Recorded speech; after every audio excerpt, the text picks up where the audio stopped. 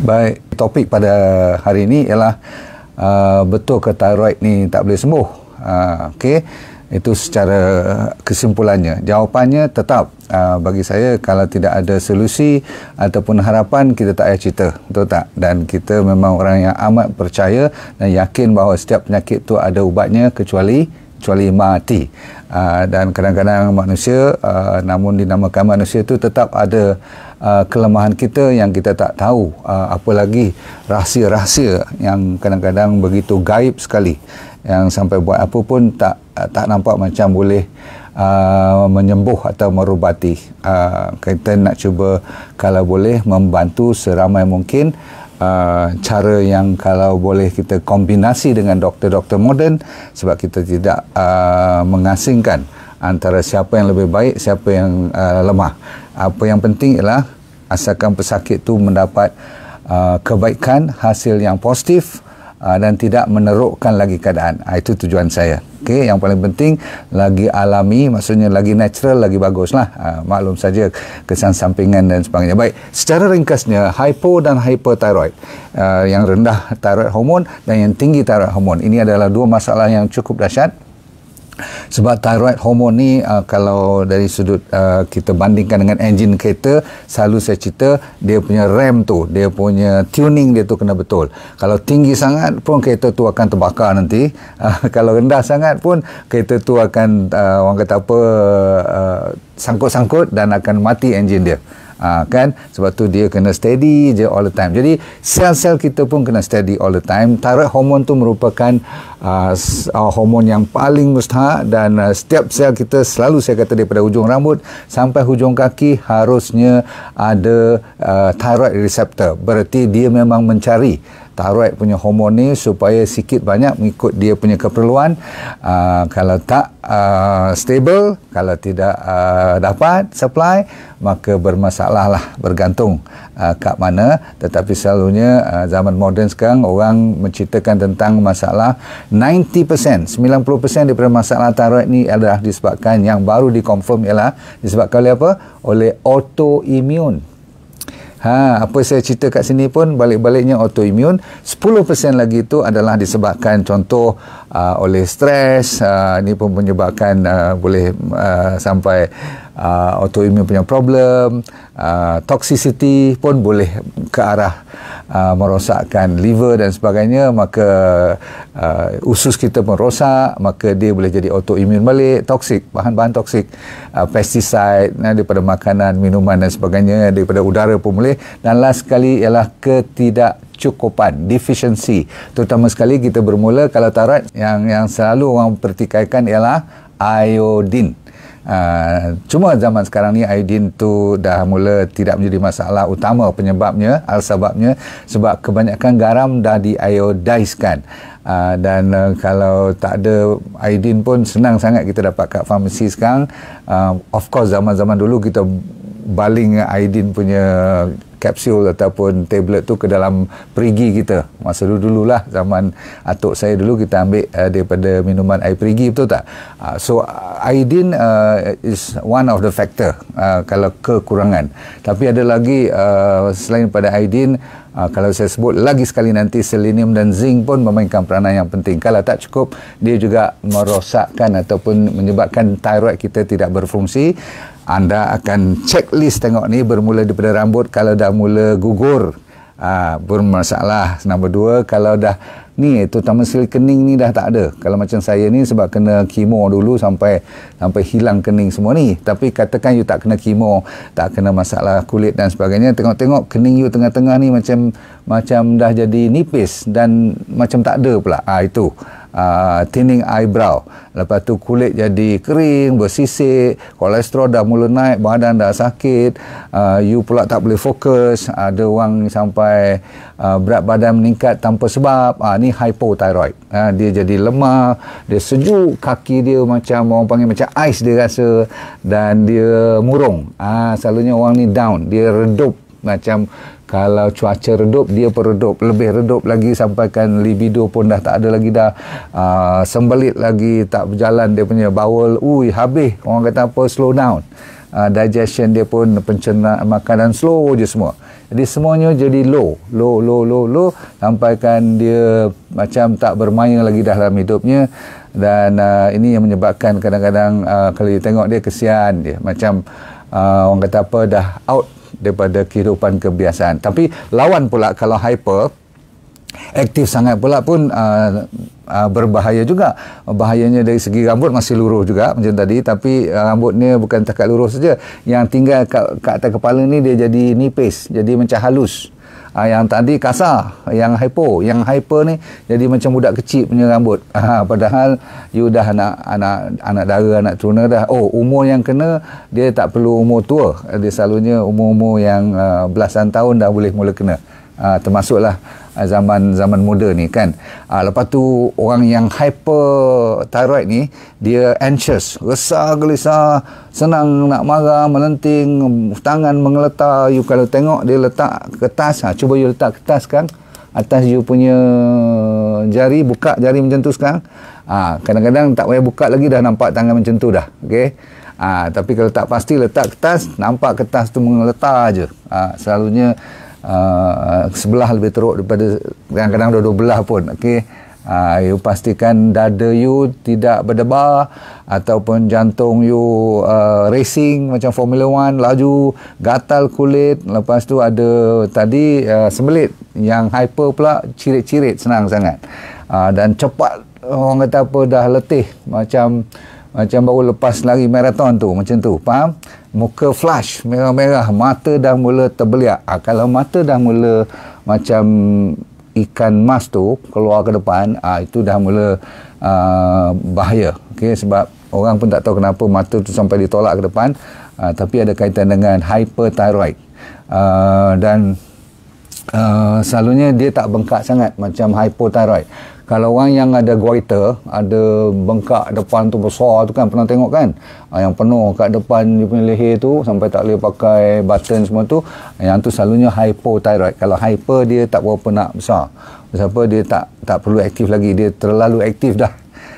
Yang hypo tadi sebab dia low, dia nak bagi banyak thyroid hormon, dia terpaksa kerja kuat, maka dia bengkak. Okey, baik.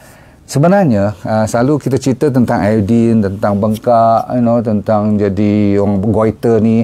Tapi sebenarnya iodine satu cerita je. Nombor dua ialah estrogen. Dan anda tahu penyakit thyroid ni lebih kepada orang wanita. Okey, wanita lebih kurang 7 hingga 8 kali ganda lebih ramai daripada lelaki yang kena thyroid problem ni. Faham? Okey, so wanita dengar elok, kalau anda pun ada anak perempuan atau adik-adik perempuan, sister you, tolong check betul-betul. Kalau dia tengok dia dah bertukar perangai, dia lebih saya kata hyper atau hypo tu, tolong pergi check. Sebab kita kena check you punya bile pun. You punya selalunya orang yang tak cukup bile yang hijau tu kan, daripada hempedu tu dalam badan kita, gallbladder pun dah rosak disebabkan kadang-kadang liver pun jadi rosak. Maka ini yang menyebabkan isu-isu yang tertentu. Baiklah, kenapa saya cerita luar daripada iodine saja? Sebab ramai orang terlupa. Sejak kebelakangan ni asyik-asyik nak pergi makan iodine, saya tak cukup sebenarnya. Sebab dia bermula daripada 7 tempat yang terlibat. Nombor 1 ialah otak. Kalau otak terganggu disebabkan oleh masalah toxicity, bahan-bahan maksudnya beracun, termasuk heavy metal, semua kena jaga betul-betul. Sebab tu saya tak benarkan you makan ikan-ikan di tempat-tempat yang tak pasti mana asal usulnya daging dan sebagainya ni. Sebab apa? Dia boleh naik ke kepala nanti. Termasuklah spray-spray ke atas kita punya sayur-sayur tu, kena jaga juga pestisida tu. Satu, otak. Okey, kalau dia terganggu dengan stres pula lagi, tak cukup tidur, tak kena matahari, maka dia tak boleh keluarkan apa yang dinamakan thyroid stimulating hormone. Hormon ni daripada PT3. Nombor 2 organ yang terlibat ialah thyroid lah. Dia akan suruh thyroid tu keluar, tapi kalau thyroid tu tak cukup pengeluarannya, ada lagi satu disebabkan oleh siapa pula. Sebab bila dari segi kita nak ambil makanan ke, minuman ke, ataupun zat-zat daripada kita punya nutrient tu, harusnya datang daripada liver. Dan bukan saja daripada liver, thyroid hormon yang keluar tu, okey, daripada signal daripada otak tadi, dia daripada T4 nak kena tukar kepada T3, thyroid. T4 kepada T3 barulah aktif. T3 ni saja yang boleh pakai, kalau T4 tak boleh pakai. Siapa yang menukarkan ni? Liver. Jadi kalau you ada fatty liver, liver you tak boleh berfungsi, terlalu tinggi insulin dan sebagainya, ini menyebabkan liver jadi rosak. Dan satu lagi, kalau you punya bakteria pun tak happy dalam you punya gut, dalam you punya stomach, dalam you punya usus, maka you pun akan jadi orang kata apa, tak dapat absorb nutrien-nutrien untuk diguna pakai seperti selenium dan apa saya kata tadi, zinc. Ini yang menyebabkan pernah dengar tak orang kata ada leaky gut, makanan-makanan yang merosakkan seperti biasa saya kata gula, susu ataupun gluten. Ni bahan-bahan yang berat-berat lah, daging-daging protein yang terlalu berat, dia boleh bocor usus kita. Bila jadi leaky gut, dia akan cepat kena penyakit seperti autoimmune. You pernah dengar tak Hashimoto? Kalau hypo tu selalunya Hashimoto lah nama penyakit tu. Kalau yang terbeliak mata tu selalu orang panggil grave disease. Kataan pun grave, G-R-A-V-E. Okey, last kali yang saya kata tadi, bila autoimmune tu dah menjadi berleluasa, macam-macam penyakit lain lagi akan timbul selain daripada thyroid pun. Last kali berbalik kepada perkataan stres lah. Kalau stres dan deficiency tak cukup, bahan-bahan mineral dan vitamin yang bersesuaian, maka tak baiklah. Itu yang topik kita. Betul ke thyroid tak boleh baik? Memang betul lah tak boleh baik kalau tak diperbetulkan. Baik, sekarang tiba masanya, the last 5 minutes saya akan perbetulkan. You ikut, ambil nota ni. Okay?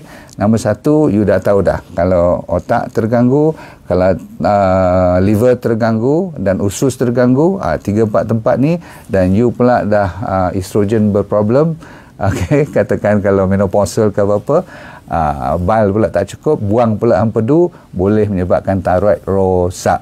Okey, jadi apa yang kena buat? Nombor 1, mulakan balik.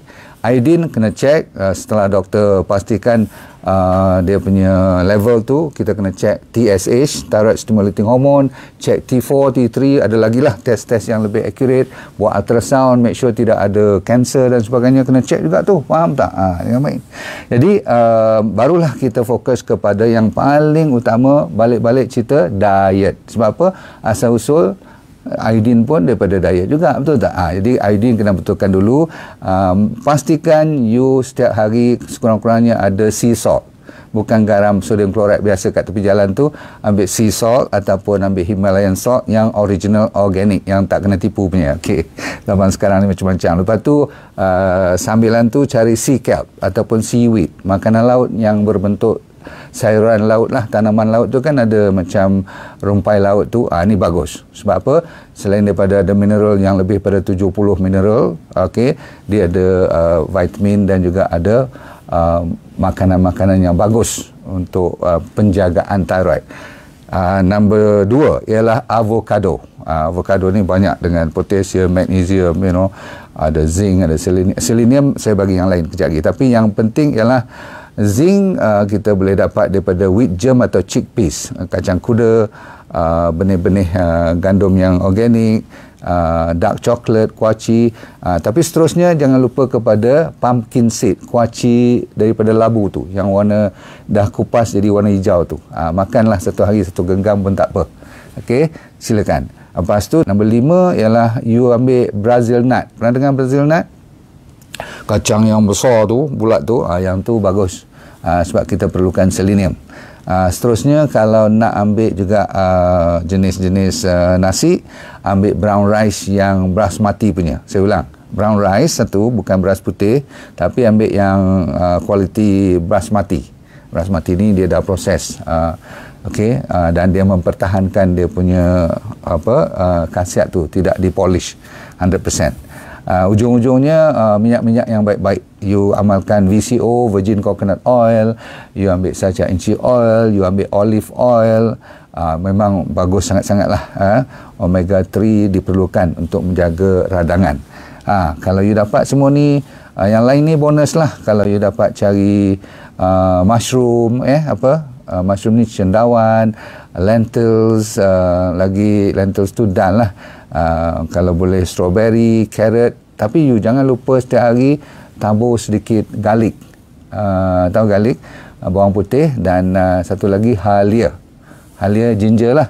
Okey, kalau dapat you buat benda ni semua. Cuma ini penutupnya, penutup ada pantang larangnya. Kalau you hypo sementara you nak baik ni, jangan makan, walaupun saya suruh makan DND diet, rainbow fruits dengan beberapa jenis ulam-ulaman ataupun sayur-sayuran yang menghijau, tapi kalau you tengah ada hypo yang rendah taraf hormon tu, jangan makan masa belum baik, namanya cruciferous vegetable yang seharusnya bagus, tapi bila you makan ni, dia akan merendahkan lagi you punya taraf hormon yang you perlukan kenaikan. So cruciferous vegetable seperti apa? Seperti brokoli, cauliflower, apa lagi, gobies, bak choy, bayam, benda-benda yang rangup ni lah. Okey, lettuce semua tu tolong letak ke tepi dahulu. Boleh? Okey, lepas tu soya, kalau tak organik jangan tempur langsung. Soya is the worst untuk orang yang ada hypothyroidism.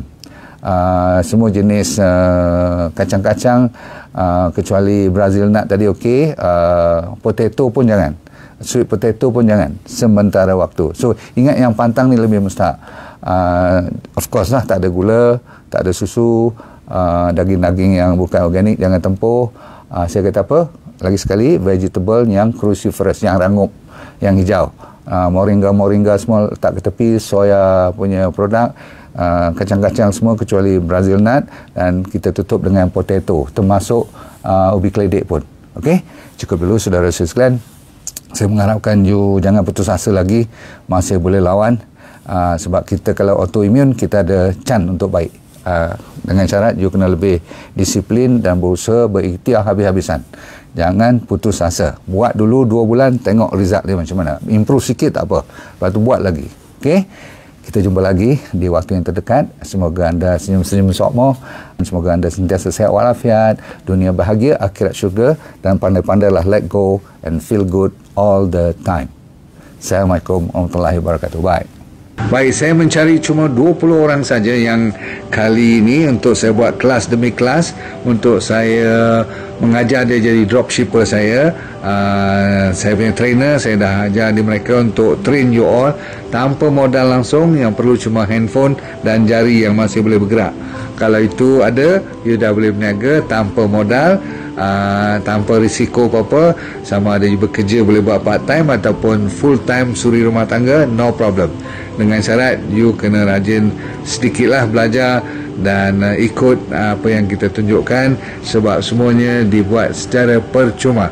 So kalau nak dari antara 5 hingga 10 ribu tu, orang kata apa, senang-senang aja kalau you buat betul-betul. Okey, nak lebih pun boleh, tak ada masalah. Nanti kita pelan-pelan akan ajar you, dan yang penting you sign up dulu secepat mungkin. Cuma 20 yang pertama saja, okey?